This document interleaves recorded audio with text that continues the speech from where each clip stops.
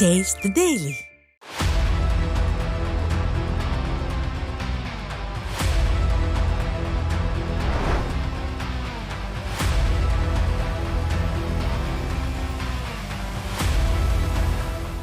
மக்கள் அனைவருக்கும் வணக்கம். சொல்லியடி நிகழ்ச்சியின் வாயிலாக உங்களை சந்திப்பதில் மகிழ்ச்சி. இன்று நம்முடைய நிகழ்ச்சியில் போட்டித் தேர்வு பயிற்சியாளர் திரு நடராஜ் அவர்கள் இணைந்திருக்கிறார். வணக்கம் சார். வணக்கம் சார். வணக்கம் சார். சமீபத்தில் ஒரு மிகப்பெரிய ஒரு அரசு நிகழ்ச்சி பிரம்மாண்டமாக பல சினிமாக்காரர்கள் கலந்து கொள்ள நடந்து முடிஞ்சிருக்கு. பார்த்தீங்களா சார்? இந்த ஆடியோ லஞ்ச் தானே சொல்கிறீங்க நீங்கள்? சார் என்ன சார், கல்வியில் சிறந்த தமிழ்நாடுன்னு முதலமைச்சர் கல்வியில் நாம் வளர்ந்துட்டோம்னு சொல்லி பேசிகிட்டு இருக்காரு. ஆடியோ லஞ்சுன்னு முடிச்சிட்டிங்களா? கல்வியில் சிறந்த தமிழ்நாடுன்னு முதலமைச்சர் சொல்லக்கூடாது சார், மக்கள் தான் சொல்லணும். கல்விங்கிறது உங்களுக்கு என்னென்னா அந்த ஸ்கூலு, டீச்சர்ஸு, ஸ்டூடெண்ட்ஸு அது சம்மந்தமானது தானே. 1204 ஸ்கூல்ஸை க்ளோஸ் பண்ணியாச்சு கடந்த கல்வியாண்டில். பிறகு எப்படி கல்வியில் சிறந்த தமிழ்நாடு நீங்கள் சொல்கிறீங்க? டீச்சர்ஸ் அப்பாயின்மெண்ட் சுத்தமாக கிடையாது. 2021 2025 வரைக்கும் வருஷத்துக்கு ஆவரேஜாக ஒரு 7000 நடுநிலைப்பள்ளி ஆசிரியர்கள், 7000 தொடக்கப்பள்ளி ஆசிரியர்கள், 7000 இடைநிலை ஆசிரியர்கள், பிஜி அசிஸ்டண்ட் அது இதுன்னு சொல்லி மொத்தமாக இது வரைக்கும் குறைஞ்சது 40,000 பேர் ஃபில் பண்ணியிருக்கணும் டீச்சர்ஸு. 4000 கூட பண்ணலை. பிறகு எப்படி கல்வியில் சிறந்த மாநிலம் நீங்கள் சொல்கிறீங்க? சரி, ஓகே, டீச்சர்ஸ் தான் இல்லை, ஸ்டூடெண்ட்ஸ் இல்லாமல் 1204 ஸ்கூல் நீங்கள் பூட்டியாச்சு. 207 பள்ளிகள் தானே சொல்லியிருந்தாங்க. 1204 அரசு உதவி பெறுன்னு சொல்லி மொத்தமாக சேர்த்து 1204 ஸ்கூலை க்ளோஸ் பண்ணியாச்சு. அப்புறமும் நீங்கள் கல்வியில் சிறந்த மாநிலம், சரி ஓகே, அதை விட்டுருங்க. ஒவ்வொரு வருடமும் கடந்த 3 வருடங்களாக 4 வருடங்களாக ஸ்கூல்ஸ் ஓப்பன் பண்ணும்போது குறைந்தது 5000 பள்ளிகளுக்கு தலைமை ஆசிரியர்கள் இல்லை. தலைமை ஆசிரியர் இல்லாமல் ஸ்கூல் ரன் ஆகுதுன்னா எப்படி கல்வியில் சிறந்த மாநிலம் நீங்கள் சொல்கிறீங்க? ஓகே, அதை விடுங்க. டிஇஓ மாவட்ட கல்வி அலுவலர், தலைமை ஆசிரியரை கண்காணிக்கக்கூடிய மாவட்ட கல்வி அலுவலர், சமீபத்தில் கூட நம்முடைய அன்புமணி ராமதாஸ் கூட ஒரு அறிக்கை விட்டுருந்தார். என்ன சொல்லியிருந்தார் அப்படின்னா 32 கல்வி மாவட்டங்களுக்கு மேலே மாவட்ட கல்வி அதிகாரிகள் இல்லைன்னு சொல்லியிருந்தார். மாவட்ட கல்வி அதிகாரிகளும் கிடையாது, தலைமை ஆசிரியரும் கிடையாது, டீச்சர்ஸும் கிடையாது, படிக்கிற ஸ்டூடெண்ட்ஸும் கிடையாது. பிறகு எப்படி கல்வியில் சிறந்த மாநிலம் நீங்கள் சொல்கிறீங்க? யாருக்கு நீங்கள் இந்த அவார்டை கொடுக்குறீங்க? இப்போ எதுக்காக இந்த விழா நடத்துகிறாங்க, எதுக்காக இப்படி வீண் செலவு பண்ணுறாங்கன்னு கேட்கும்போது நீங்கள் அந்த விழா நடந்த விதத்தையே கேள்வி கேட்குறீங்க. இல்லை, அதாவது நம்ம எனக்கு ஏன்டா பாராட்டு விழான்னு சொல்லி கேட்பாரு பார்த்தீங்களா, அந்த மாதிரி தான் கல்வி என்பதற்கு ஒரு உயிர் இருந்து ஒரு ஆன்மா இருந்து பேச தொடங்கிச்சுன்னா எனக்கு ஏன்டா இந்த பாராட்டு விழான்னு சொல்லி கல்வியே கேட்கும். இந்த போதைப் பொருள் சாப்பிட்டுட்டு மாணவர்கள் ஜாதி சண்டை போட்டுட்டு இருக்கிறாங்களா, அதுக்கு தான் நீங்கள் பாராட்டு விழா நடத்துறீங்களா? நேற்று இயக்குனர் மாரி செல்வராஜ் பேசினார். நான் சினிமாக்காரங்களை நீங்கள் எதுக்கு மேடை ஏற்றுறீங்க ஒரு கல்வி விழாவில்? ஸ்கூல்ஸில் இன்றைக்கெல்லாம் ப்ரைவேட் ஸ்கூலும் சரி கவர்மெண்ட் ஸ்கூலும் சரி ஆண்டு விழாவில் இந்த சினிமா பாடல்களுக்கு ஆடக்கூடாதுன்னு ஒரு ரூல்ஸ் மறைமுகமாக இருக்குது. ஆனால் நீங்கள் கல்வி விழாவில் சினிமாக்காரங்களை மேடை ஏற்றி அது எந்த உங்களுக்கு என்ன நினைப்பில் நீங்கள் அவங்களை மேடை ஏற்ற வைக்கிறீங்கன்னு தெரியல. அவங்க சாதிச்சவங்க தான், இல்லைன்னு சொல்லலை.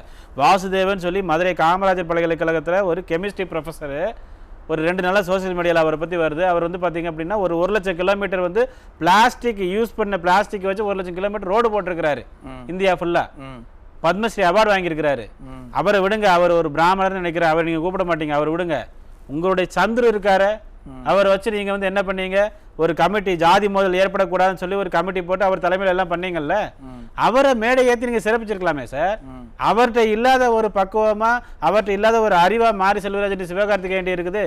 சிவகார்த்திகேயன் எந்த திரைப்படத்துல ஒழுங்கா படிச்சு வேலைக்கு போகணும்னு நடிச்சிருக்கிறாரு? காலேஜில் சும்மா சேட்டை பண்ணி சுத்திட்டு இருக்கணும், அப்படிதான் சிவகார்த்திகேயன் நடிச்சிருக்கிறாரு. நீங்க அவர் இந்த ரஜினி முருகன் அப்புறம் ஆரம்ப கால படங்கள்ல ஸ்கூல் போற டீச்சர்ஸ் என்ன பண்ணுவாரு, கிண்டல் பண்ணுவாரு. மாரி செல்வராஜ் அவர் படத்தில் பார்த்தீங்கன்னா ஸ்கூல் அந்த படிக்கிற பசங்களுக்கு ஸ்கூல் டீச்சர் மேலே ஒரு ஈர்ப்பு அந்த மாதிரி காமிச்சிருப்பார். அப்படிப்பட்ட கலைஞர்கள் அவங்களுடைய கலைத்துறைக்கு அவர்கள் பார்த்தீங்கன்னா நிறைய பேர் அவங்களை கொண்டாடுவாங்க. கல்வித்துறையில் அவங்களை கொண்டாடணும் அவசியம் இல்லையே. அப்படிப்பட்ட ஆட்கள் கூட்டிட்டு இங்கே மேடையில் உட்கார வச்சு சிறப்பிச்சு அவங்க இன்னைக்கு அன்பில் மகேஷ் பையாமொழி வந்ததுக்கு அப்புறம் தான் ஜாதி பிரச்சனை இல்லைன்னு சொல்லி மாரி செல்வராஜ் பேசுறாரு. நேற்று அவர் பேசுற நேரத்தில் திருநெல்வேலியில் டோனாவூர் அப்படிங்கிற இடத்துல போதைப் பொருள் சாப்பிட்டு 2 பேர் அரவழிச்சு வெட்டிக்கிட்டாங்க. நேற்று அவர் பேசுற நேரத்தில் தஞ்சாவூர் ஸ்கூல் பசங்க நேற்று அவர் பேசுற நேரத்தில் தஞ்சாவூர்ல பொது இடத்துல பட்டியல் சாதி இனத்தினர் வரக்கூடாது சொல்லி ஒரு பாட்டி கம்ப கொண்டு அடிக்குது. எங்க ஜாதி மறைஞ்சிருச்சு? அப்புறம் சந்திர கமிட்டி ரிப்போர்ட் என்னாச்சு? அதாவது போகாத ஊருக்கு வழி தேடுறது. அப்புறம் ரொம்ப முக்கியமா இவங்களை பாத்தீங்க அப்படின்னா கேட்கறதுக்கு யாருமே கிடையாது, இஷ்டத்துக்கு எதை அடிச்சு விட வேண்டியது. சினிமாக்காரர்களை வைத்து ஏன் இந்த நிகழ்ச்சியை நடத்தணும் அப்படின்னு கேள்வி கேட்குறீங்க. ஆமா, சினிமாக்காரர்களை வச்சு ஏன் நடத்தக்கூடாது? அவர்களும் தமிழ்நாட்டில் இருக்கக்கூடிய ஒரு வாக்காளர்கள், அவர்களும் தமிழக மக்களுடைய மனசை அப்படியே பிரதிபலிக்க மாட்டாங்களா? கல்விக்கும் சினிமாக்காரர்களுக்கும் என்ன சம்பந்தம்? நம்ம ஊரில் பொதுவாக பார்த்தீங்க அப்படின்னா 10th படிக்கணும் டிவி ஆஃப் பண்ணி போட்டுருவாங்க. 11th 12th படிக்கும்போது டிவி ஆஃப் பண்ணி போட்டுருவாங்க. டிவி கிரிக்கெட் இது சம்பந்தம் பக்கத்திலே போகக்கூடாதுப்பாங்க. ஏன்னா டிவி பார்த்தா சினிமா பார்த்தா கெட்டு போயிடும், அந்த நேரத்தில் படிக்க மாட்டோம். பொதுவாக பேரண்ட்ஸுடைய மனநிலை அப்படித்தான். அப்படி இருக்கும் பொழுது சரி இந்த சினிமாக்காரர்கள் என்ன சார் என்ன சாதிச்சுட்டாங்க கல்வித்துறையை பொறுத்தளவு? நீங்கள் வந்து கல்வி நல்லா படித்து முன்னேறி பயங்கரமாக ஒரு பெரிய ஒரு டாக்டராகவோ இன்ஜினியரோ கலெக்டராகவோ நடிச்சிருக்கிறாங்களா இவங்க? இல்லை அப்படிப்பட்ட படத்தை எடுத்திருக்கிறாங்களா? அப்படிப்பட்ட படத்தை எடுத்தவங்க நீங்கள் கூப்பிடுங்க. அதாவது ஞானசேகரன் சொல்லி அந்த காலத்தில் ஒரு ஐஏஎஸ் ஒருத்தர் இருந்தார், அவர் வந்து மோகமலூர் படம் எடுத்தார். அந்த மாதிரி ஐஏஎஸ் ஆஃபீஸர்ஸ் இருக்கிறாங்க. ஆஃபீஸர்ஸ் எங்கே சார் பண்ணாங்க? நேற்று எத்தனையோ ஐஏஎஸ் ஆஃபீஸர் எத்தனை ஐபிஎஸ் ஆஃபீஸர் தமிழ்நாட்டில் இருக்கிறாங்க.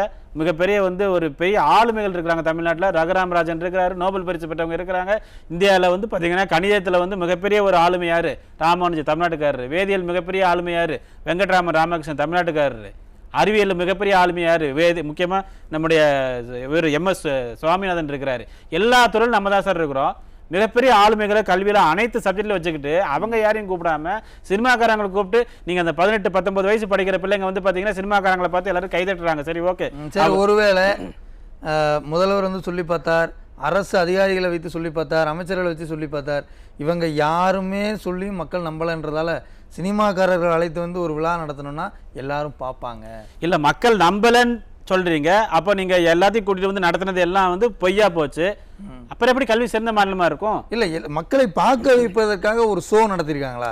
ஆமாம் சார், உங்களுக்கு மக்களை பார்ப்ப ஒரு கவர்ச்சி தேவைப்படுது, சினிமா கவர்ச்சி. நீங்கள் எலெக்ஷன் டைம் வரும்போதெல்லாம் இவங்களுக்கு சினிமா கவர்ச்சி தேவைப்படும். ஏனென்றால் வந்து பார்த்தீங்கன்னா அந்த காலத்தில் இருந்து எம்ஜிஆர் இருக்கும்போது அந்த கவர்ச்சியை மறைப்பதற்காக நீங்கள் 1972 எம்ஜிஆருடைய ரிக்ஷாக்காரன் படம் வந்து ரிலீஸ் ஆகுது.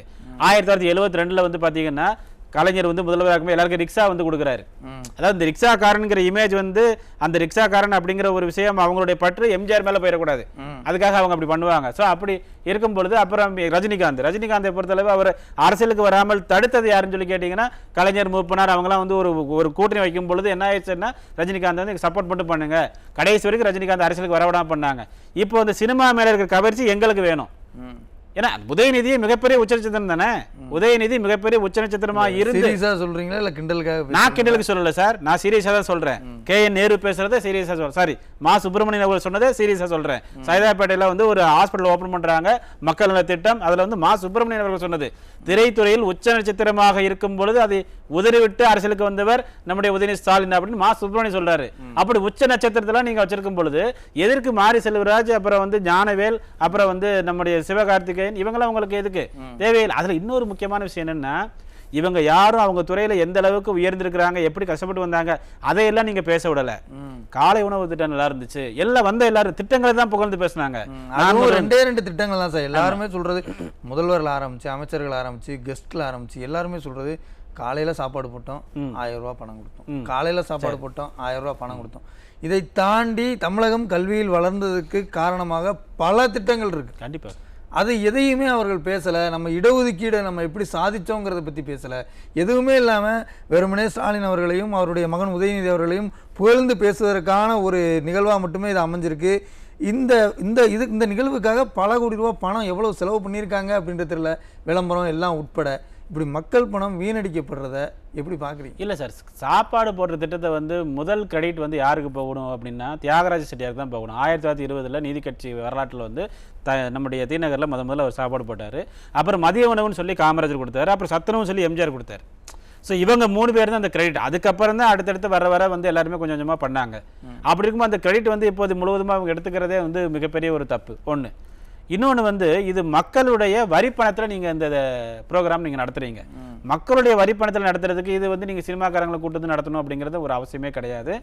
அப்புறமா வந்து நீங்கள் வந்து அந்த இடஒதுக்கீடு சொன்னீங்க. நான் ஒரு விஷயத்தை இங்கே பதிவு பண்ணுறேன். இவர்கள் ஆட்சியில் இந்த TNPSCயில் வந்து பார்த்தீங்கன்னா இல்லாத திரும்பலாம் நடக்குது. உதவி சுற்றுலா அலுவலர் அப்படிங்கிற ஒரு பதவி நேற்று கவுன்சிலிங்கு மொத்தம் ஒரு 27 போஸ்ட் 28 போஸ்ட்டு. அதில் வந்து செல்ல் கேஸ்ட் அருந்ததிக்கு ஒரு போஸ்ட்டு, செல்ல் கேஸ்ட் ஜென்ரல் 2 பிரிவு இருக்குது. ஆதிராவிடர் பொது, அருந்ததி தனியாக 3% கலைஞர் கொடுத்துருந்தார், அந்த காலத்தில் கொடுத்தார். செல்ல் கேஸ்ட் அருந்ததியரில் ஒரு போஸ்ட் வந்து பார்த்தீங்கன்னா இருக்குது. அப்போ செல்ல் கேஸ்ட் அருந்ததியரில் மாநில அளவில் முதலிடம் பெற்றவருக்கு அந்த போஸ்ட் கொடுக்கணுமா வேண்டாமா?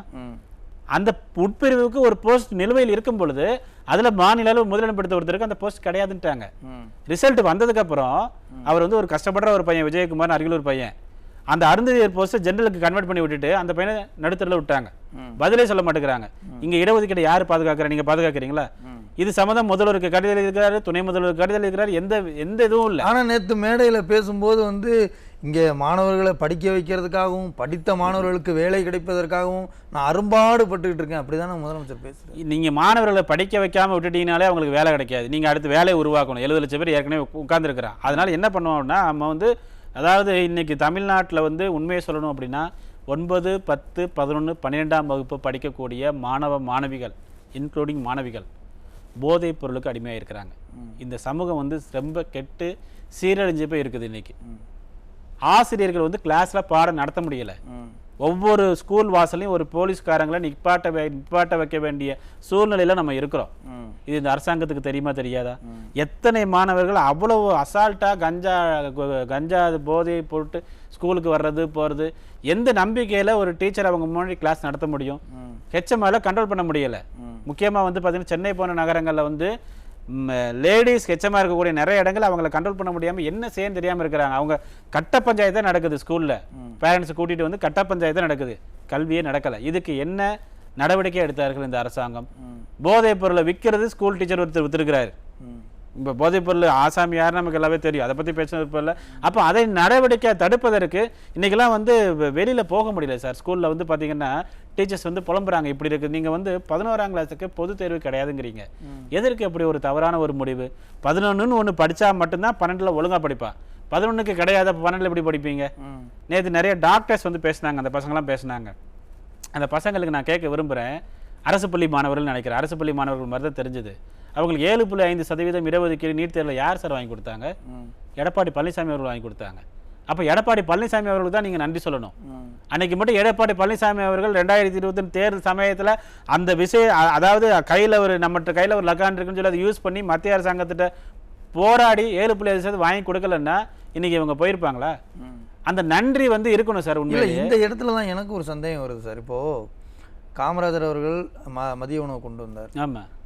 புரட்சித் தலைவர் அவர்கள் வந்து பார்த்தீங்கன்னா சத்துணவு திட்டம் கொண்டு வந்தார். இன்றைக்கும் பல அரசு ஊழியர்கள், உயர்ந்த பதவியில் இருக்கக்கூடியவர்கள், மிகப்பெரிய மனிதர்கள்லாம் கூட நான் படித்தது இந்த சத்துணவு திட்டத்தில் சாப்பிட்டு படிச்சிருக்கேன்னு சொல்கிறாங்க. அதே போல் இன்றைக்கு இருக்கக்கூடிய ஐடி எம்ப்ளாயிஸ் பல பேர் வந்து நான் அம்மா அவர்கள் கொடுத்த மடிக்கணினி திட்டத்தால் பயனடைஞ்சேன் என்று சொல்லியிருக்காங்க. ஸோ அங்கெல்லாம் ரிசல்ட் தெரியுது. அதே போல் நீங்கள் சொன்ன இந்த 7.5% உள் ஒதுக்கீடு விவகாரத்தில் எடுத்துக்கிட்டிங்கன்னா, அந்த உள் ஒதுக்கீடு கொடுக்கறதுக்கு முன்னாடி ஆண்டுதோறும் 36 பேர் 35 பேர் தான் அரசு பள்ளி மாணவர்கள் மருத்துவம் படிப்பாங்க. இன்றைக்கி 625 பேர் படிக்கிறாங்க. இப்படி இப்போ அதாவது இன்றைக்கு இருக்கக்கூடிய எடப்பாடி கே பழனிசாமி அவர்களும் எதிர்க்கட்சி தலைவர் அவர்களும் வந்து பார்த்திங்கன்னா ரிசல்ட்டுங்கிறத காட்டியிருக்காரு. இப்படி ஒவ்வொரு தலைவர்களும் அவர் கொண்டு வந்த திட்டத்தின் மூலமாக அந்த ரிசல்ட் என்ன அப்படிங்கிறது தெரியுது. ஸ்டாலின் அவர்கள்கிட்ட அந்த மாதிரியான ரிசல்ட் எதுவுமே தெரியல. ஆனால் திரும்ப நான் ஏதோ சாதிச்சிட்டேன்னு சொல்கிறாரு. என்ன தான் சாதிச்சு இல்லை, சாதிச்சுட்டேன்னு அவங்க சொல்கிறது 4 பேர் நம்ப வைக்கணுங்கிறதுக்காக அவங்க சொல்கிறாங்க. இன்றைக்கு இந்த காலை சிற்றுண்டி உணவு திட்டம் இருக்கட்டுமே, இதை முதலில் அறிவித்தது யார்? செல்வி ஜெயலலிதா அவர்கள். அவங்க தான் வந்து 2016 அந்த எலெக்ஷனில் முதல்ல அனௌன்ஸ் பண்ணுறாங்க, நாங்கள் வந்தோன்னா பிரேக்ஃபாஸ்ட் கொடுக்குறோன்னு சொல்லிட்டு. அப்புறமா அதை இன்ட்ரடியூஸ் பண்ணது திரு எடப்பாடி பழனிசாமி அவர்கள். அப்புறம் நிறைய ஸ்கூலில் எக்ஸ்டெண்ட் பண்ணது வந்து பார்த்தீங்கன்னா திரு ஸ்டாலின் அவர்கள். நான் இல்லைன்னு சொல்லலை. அப்போ இந்த கிரெடிட் வந்து இது முதல்ல அனௌன்ஸ் பண்ண அந்த அம்மாவுக்கு தான் போகணும். ஒரு அம்மாவுக்கு தான் தெரியும் தன் பிள்ளைங்க சாப்பிட்டாங்களா இல்லையா அப்படின்ட்டு. அவங்க தான் முதல்ல அனௌன்ஸ் பண்ணாங்க. இது அனைவருக்கும் தெரிந்த விஷயம், யார் வேணாலும் போய் சர்ச் பண்ணி பார்த்துக்கலாம். அப்புறம் இதில் இன்னொன்று என்னென்னா, அவங்க அந்த விஜய் டிவி டிடி இருக்கிறாங்கல்ல, அவங்கள சொல்லி ஒன்றும் குத்தம் கிடையாது. ஏன்னா அவங்க வந்து இன்ஸ்ட்ரக்ஷன் கொடுக்குறதா அவங்க செய்கிறாங்க. அதாவது அந்த சாம்பாரை சாப்பிட்டு பார்த்துட்டு இந்த மாதிரி சாம்பார் உலகத்திலே சாப்பிடாத மாதிரி ஒரு பில்டப் கொடுத்தாங்களே. நான் கேட்குறேன், திருப்பூர் மாவட்டத்தில் காங்கேயத்தில் வந்து பார்த்தீங்கன்னா இந்த சாம்பாரை சாப்பிட்டு 3 பிள்ளைங்க வந்து மயக்கம் அடைஞ்சு விழுந்தாங்க.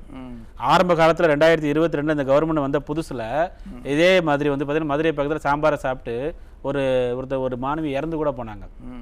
இந்த ஸ்கூல் பில்டிங்கு இப்போ செப்டம்பரில் திருச்சியில் வந்து பார்த்தீங்கன்னா செப்டம்பரில் ஒரு ஸ்கூலில் திருச்சி பக்கத்தில் வந்து பார்த்தீங்கன்னா அது கூட நியூஸில் வந்துச்சு. நம்முடைய அமைச்சர் அன்பில் மகேஷ் பொய்யாமொழி அவர் ஏரியான்னு சொல்லி மேற்கூரை இடிந்து விழுந்து, நல்ல வேலை காலை உணவு திட்டம் சாப்பிட்றதுக்கு பசங்க வெளியே போனதுனால யாருக்கும் ஒன்றும் ஆகலை, ஏதோ தப்பிச்சிட்டாங்க. பிப்ரவரி 2025 மதுரையில் மதுராந்தகம் அப்படிங்கிற இடத்துல மேற்கூரை இடிஞ்சு விழுந்து பசங்க ஒரு 10 பேருக்கு பயங்கரமான ஒரு அடி. இப்படி மேற்கூரை இடிஞ்சு விழுது, அந்த சாப்பாடு சாப்பிட்டு சாம்பாரில் பள்ளி கிடந்துச்சு.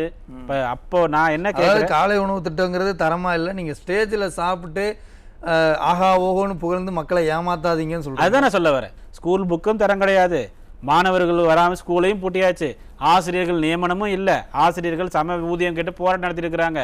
டெட்டு வேண்டாம், நாங்கள் எல்லாத்தையும் பெர்மனன்ட் பண்ணுறோன்னு சொன்னது யார்? தற்போதைய முதல்வர் ஸ்டாலின் அவர்கள். இன்றைக்கி வந்து டெட் எக்ஸாம் எழுதணும்னு சொல்கிறது யார்? தற்போதைய முதல்வர் ஸ்டாலின் அவர்கள். இவங்களே டெட் எக்ஸாம் வந்து எழுதணும்னு சொல்லுவாங்கன்னா, இவங்களே சுப்ரீம் கோர்ட்டில் போய் வந்து பார்த்தீங்கன்னா அரசு பள்ளி ஆசிரியர்களை காப்பாற்றுறதுக்கு நாங்கள் வந்து என்ன பண்ணுறோம் அப்படின்னா கேஸ் போடுறோம், ஸ்பெஷல் லீவ் பெட்டிஷன் போடுறோம்னு சொல்லுவாங்களா. 12,000 ஆசிரியர்களுக்கு இனிப்பான செய்தி இன்னும் 2 நாளில் வந்துடும். இதெல்லாம் யாரை ஏமாத்துற வேலை? இங்கே கல்விங்கிறது ஸ்டாலின் அவருடைய ஆட்சியில் மிகப்பெரிய அற்புதமாக ஆகாவோன்னு இல்லை, சீரழிஞ்சு தான் போயிருக்கு அப்படின்றத சொல்கிறீங்கன்னு நான் எடுத்துக்கிறேன் சார். கண்டிப்பாக அப்படி தான் போயிருக்குது. ஓகே சார், நிகழ்ச்சிக்கு வந்து உங்களுடைய கருத்துக்களை எல்லாம் பகிர்ந்து கொண்டமைக்கு நன்றி சார். நன்றி சார்.